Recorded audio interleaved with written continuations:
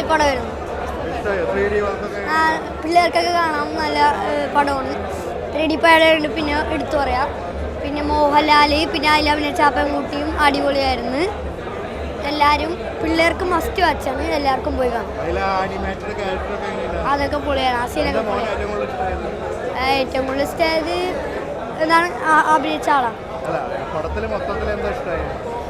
പടത്തിൽ മൊത്തത്തിൽ ഇഷ്ടമായെന്ന് പറഞ്ഞാൽ ഈ മോഹൻലാൽ ഭൂതമുള്ള, അപ്പം അതിനെപ്പറ്റി മാജിക്ക് അങ്ങനത്തെയൊക്കെ പറ്റിയിട്ടാണ് എല്ലാം ഇഷ്ടമായത്.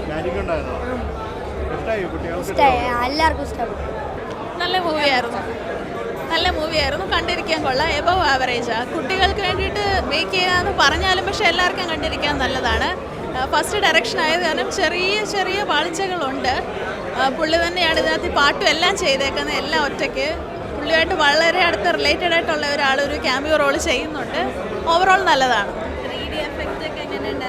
3D എഫക്റ്റിനെ പറ്റി പറയുവാണെങ്കിൽ പല മൂവീസും 3D എഫക്റ്റിന് വേണ്ടിയിട്ട് 3D കണ്ണാടി തന്നെങ്കിലും ശരിക്കും ഇവിടാണ് ഭയങ്കര നമ്മൾക്കത് ഫീൽ ചെയ്യുന്നത്. ഭയങ്കര നല്ല എഫക്റ്റാണ്, വർത്താണ്.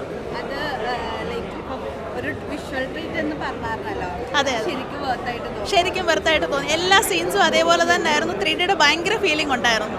സത്യസന്ധമായ മറുപടി ഞാൻ പറയാം. ഫസ്റ്റ് ഹാഫ് എനിക്ക് ഇഷ്ടപ്പെട്ടു. ഞാനൊരു കുട്ടികളുടെ മൂവി ആയിരിക്കും എന്ന് പറഞ്ഞ് തന്നെ വന്ന അത്ര എക്സ്പെക്റ്റേഷൻ മാത്രം വെച്ചാണ് വന്നത്. അതേപോലെ ഓൾറെഡി ഞാനൊരു കടുത്ത ലാലേട്ടൻ ഫാനാണ്. പക്ഷേ ലാലേട്ടൻ്റെ പല മൂവിയും താഴോട്ട് പോകുന്നത് പ്രതീക്ഷിച്ച് ഞാനൊരു മിനിമം എക്സ്പെക്റ്റേഷൻ സെറ്റ് ചെയ്ത് വന്ന ആളാണ്. എനിക്ക് ഫസ്റ്റ് ഹാഫ് നല്ലപോലെ ഇഷ്ടപ്പെട്ടു. ഒരു കുട്ടികളുടെ മൂവി എന്ന് മാത്രമായിട്ടല്ല എനിക്ക് തോന്നുന്നത്. ഫസ്റ്റ് ഹാഫ് സൂപ്പറായിരുന്നു. സെക്കൻഡ് ഹാഫിൽ ലാഗ് ഉണ്ടായിരുന്നു. സെക്കൻഡ് ഹാഫ് ആദ്യം ഇസബെല്ല എന്ന് തുടങ്ങുന്ന പാട്ടൊക്കെ ലാലേട്ടൻ പാടിയത് മോഹൻലാൽ ഫാനാണെ പോലെ എനിക്ക് ഇഷ്ടപ്പെട്ടില്ല. പക്ഷേ എൻ്റെ ക്ലൈമാക്സ് സംഭവങ്ങളും എനിക്ക് ഇഷ്ടപ്പെട്ടു. ഒരു ഫസ്റ്റ് ആയിട്ട് ഡയറക്റ്റ് ചെയ്യുന്ന ആളെന്ന രീതിയിൽ എനിക്ക് നല്ലപോലെ ഇഷ്ടപ്പെട്ടു. പിന്നെ ആന്റണി പെരുമ്പാവൂർ അദ്ദേഹത്തിൻ്റെ റോള് വളരെ മോശമായിട്ട് ചെയ്തിട്ടുണ്ട്, ഒരു ക്യാമിയോ റോളാണെ പോലും. ഓവറോൾ പറഞ്ഞാൽ ഹോളിവുഡ് ലെവലിലൊന്നും എത്തിയിട്ടില്ലെങ്കിലും മസ്റ്റായിട്ട് തിയേറ്ററിൽ തന്നെ കാണേണ്ട ഒരു പടമായിട്ടാണ് എനിക്ക് തോന്നിയത്. It's an above average movie. കുട്ടികൾക്ക് നിസ്സംശയം ഇഷ്ടപ്പെടും. കാര്യം ഇസബെല്ല എന്ന് പറയുന്ന ആ കുട്ടി വളരെ മികച്ചതായിട്ട് തന്നെ ഇവിടെ അഭിനയിച്ചിട്ടുണ്ട്. ഈ മൂവിയിൽ എന്നോട് ചോദിക്കുവാണെങ്കിൽ ഇസബെല്ല എന്ന് പറയുന്ന അഭിനയിച്ച ആ വ്യക്തിയാണ് ഏറ്റവും സൂപ്പറായതെന്ന് ഞാൻ പറയും.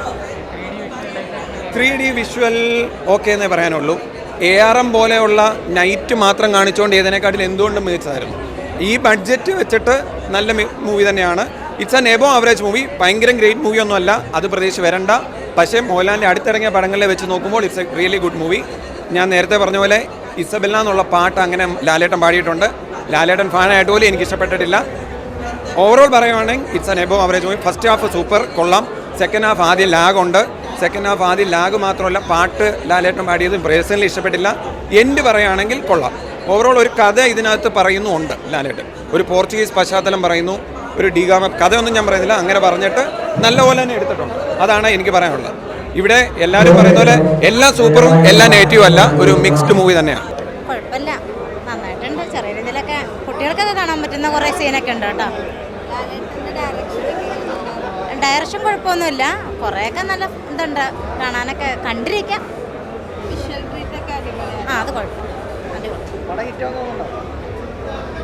അങ്ങനെ വേണോ എനിക്ക് തോന്നണില്ല. ഞാനുള്ള കാര്യം കേട്ടോ പറഞ്ഞേ, അറിയില്ല. ഞാൻ കുറേ നേരം കണ്ടോണ്ടിരുന്നു, അത്രേ ഉള്ളൂ.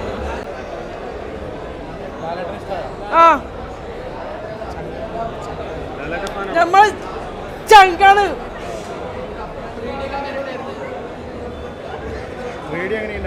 എല്ലാം